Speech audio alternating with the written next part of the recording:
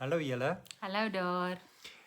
Ons het nou so 2 weke gelede het ons begin met iets wat al baie lank op ons lysie is, waarby ons graag wil uitkom.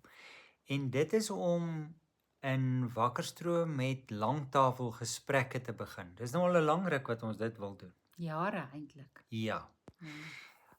Wil jy miskien ietsie sê van die gedagte agter langtafelgesprekke? Ja, ek dink daar's 'n behoefte uitgespreek in die dorp deur van die mense en vriende van ons vir eintlik 'n geleentheid om 'n tafel te sit en betekenisvolle gesprek te hê. Ja. Nie net sê nou maar 'n kuier waar 'n mens bo langs in Engels het mense woord chit-chat wat dit nou maar hierdie maar dat mens amper 'n onderwerp op die tafel neersit en dat 'n mens daaroor gesels. En die term long table talk is eintlik 'n formele term.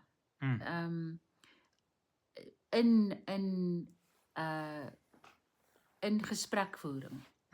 En die So ons is nie absoluut uniek in dit nie. Nee, ek dink dit het eintlik 'n lang geskiedenis, maar die formele definisie daarvan is dat dit eintlik in Engels 'n dinner party 'n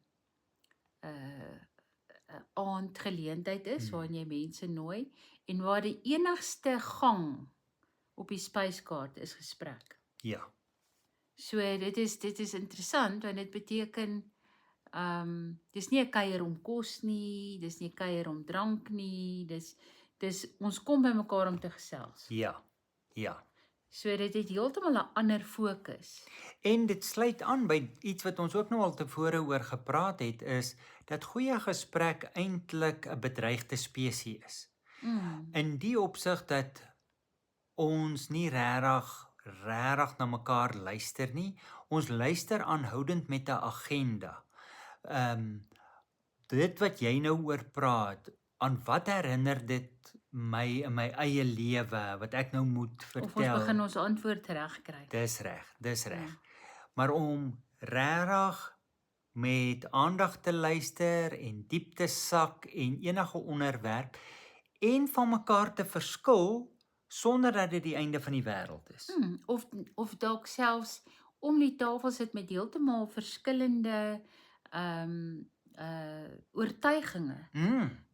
In allerlei goed, politiek, geloof, dit maak nou nie saak nie.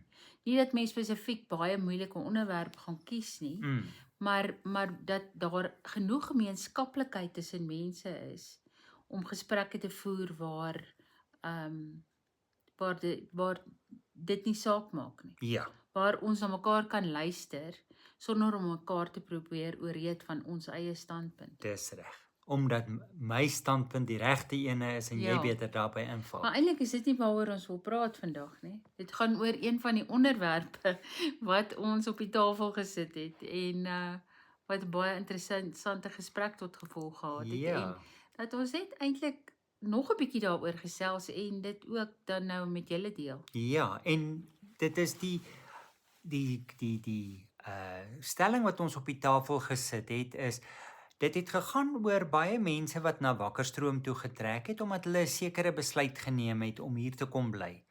En die stelling wat ons op die tafel gesit het is dit is dikwels maklik om aan te beweeg. Sê byvoorbeeld jy het 'n besluit geneem, nou beweeg jy aan. Jy gee daai sprong. Dit is dikwels maklik om aan te beweeg. Dit is moeiliker om aan beweeg te bly. Ja, om in daai rigting waarin jy jou sprong gewaag het. Daarmee te volhard. Want ek dink dit maak nou nie saak wat jy besluit het, waarheen spring jy nie. Ja. Jy land en dit is nie heeltemal miskien wat jy verwag het nie, maar dit het ook in die gesprek uitgekom. Dis reg. En dat jy uitvind dit is nie die eindpunt nie. Ja. Dis eintlik maar net nog 'n tree in jou reis. Ja. So daai ding van hoe bly ons in die beweeg op hierdie reis van ons. Dis reg. Dis eintlik waaroor dit gaan. Dis reg. En baie keer gee ons die tree om aan te beweeg en ons doen dit met die behoefte dat ons baie seker moet wees hoe dit presies daar gaan lyk. Ja, of ons gee ook nie die tree vir ons as ons nie sekerheid het. Ja, en ons wil nie die indruk skep dat ons alle verantwoordelikheid oorboord gooi en jy doen nou maar nou net dinge wat op hierdie stadium in jou kop opkom of so nie, maar dat 'n mens partykeer dinge doen sonder dat jy het 'n diep oortuiging dat dit die ding is wat Ja, ek dis moet 'n doen. sielsbesluit. Dis Dis 'n reg. keuse wat jy nou maak Ja, vir 'n ander leefstyl. Dit kan enige sprong wees wat jy maak. ja, Dit het nie net te doen nou met ons spesifieke situasie van Wakkerstroom nie. ja, Enige beroepsverandering, verhouding wat jy beëindig, wat dit nou ook al is, maar waarin jy regtig 'n groot verandering teweegbring. dis reg. En baie keer wil ons sekerheid hê oor dit waar ons gaan land, maar wat telkens gebeur en dit het uit die gesprek na vore gekom. Dikwels wanneer jy daar land, meld dinge aan waarvan jy nie eers geweet het of waaraan jy nie eers gedink het toe jy nog op jou ou plek gestaan het nie. Ja, En jy kon dit net ontdek en beleef deur aan te skuif. ja, en hoe dit oopvou dan. Ja, maar die uitdaging om aanbeweeg te bly is dat 'n mens begin twyfel. En jy sê maar die ding gaan nie werk nie of Of nog steeds ou maatstawwe aanlê. dis reg. So, en ek dink dit is nogal baie so in die geval van iemand wat byvoorbeeld uit 'n korporatiewe wêreld uit besluit ek wil nie meer dit doen nie, ek wil uit daai verskriklike besig wees tree en ek gaan bly in 'n klein dorpie. Maar jou maatstawwe van sukses en jou maatstawwe van wat dit is wat jy nodig gehad het om te voel jou lewe beteken iets, verander so drasties dat jy aan Ja. jouself begin twyfel Dis reg. en aan jou keuses begin twyfel. En hoe bly jy by dit wat jy baie sterk gevoel het die ding was om te doen? Ja, ja. En waar ons vanuit ons perspektief gesê het wat ons help omdat sulke gedagtes dikwels opduik, is dat ons en dit het ons al so baie keer herhaal dat ons terugkeer na ons praktyk. Ja. Ja, dat ons die stemme in ons kop probeer stil maak omdat ons moet onderskei, soos 'n onderskeidingsproses van wat is hierdie stem?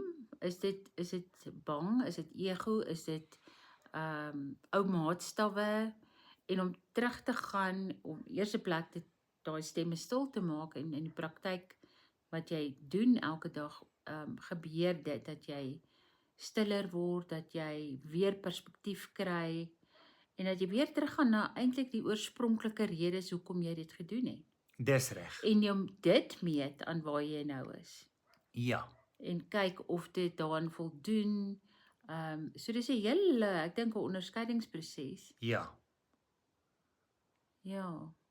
En ons het dit nie so seer gisteraand aangeraak nie, maar en dis op 'n manier 'n gewaagde ding om te sê, maar 'n mens merk op dat mense wat vir 'n eenvoudige lewe kies, dikwels 'n mens kry baie interessante boeke daaroor.